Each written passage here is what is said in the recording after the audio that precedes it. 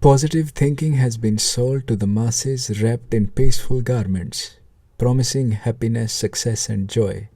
It sounds good, it feels good, but the moment it is embraced as an idea, it begins to crumble. It sets up a new kind of battle within the mind, constantly trying to maintain this positive state, pushing away anything that is deemed negative. And in that very attempt, negativity grows. Positive thinking requires constant vigilance. It's like a building that must always be kept shiny, spotless, and perfect. But the more effort put into maintaining this facade, the more energy is wasted, and the more it drains from real life. All the while, the true essence of existence, what is already here, remains unnoticed, hidden behind the effort to remain positive. But what is this positivity? Is it truly freedom? Imagine this: a young child full of life and energy is struck by another child. A friend, not by accident, but a deliberate act, a moment of rage, a thoughtless action, a single decision that alters everything.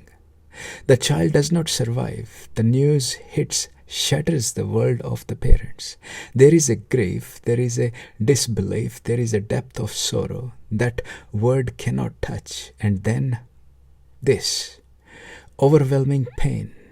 Someone tells the parents, stay positive. Everything happens for a reason. This was meant to be. Just be positive. Now let's pause and truly sit with that. Can one be really positive about the deliberate death of their child at the hand of another child? Can they really say to the one who caused the death, it's okay, I understand, I am positive about it, I won't be angry, I won't grieve, it's all part of life, stay positive, everything happens for a reason? Can you? Can you honestly say that? I am positive that this is just how life works, that this tragedy was meant to happen. Can you, with an open heart, look at the child who caused it and tell them, you did not mean to do it, so don't worry about it, just keep doing? Think about the insanity of it.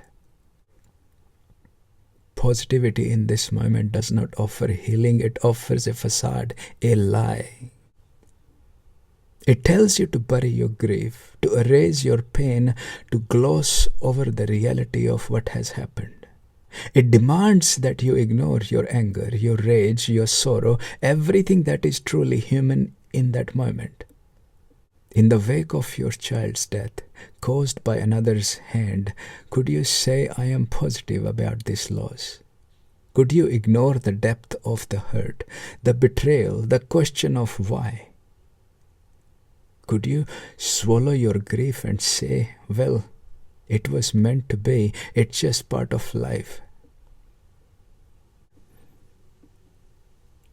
You have been listening to preachers who shaped this thinking, preachers who taught you to avoid the reality of pain by escaping into the illusion of positivity. But there is something even deeper you must see.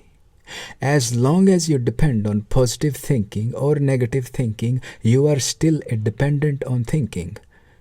You are not standing on your own. You are clinging to a fantasy.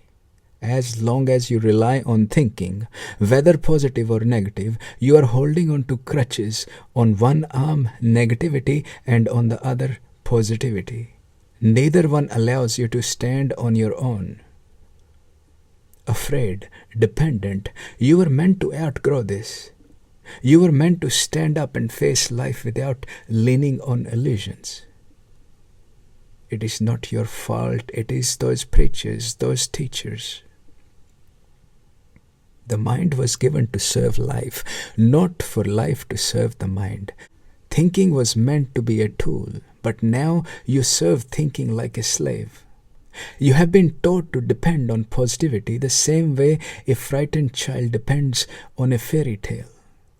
But you are not a child anymore. Stand up, look at what has happened. You have been lied to, you have been guided into dependency by teachers, preachers who themselves were dependent.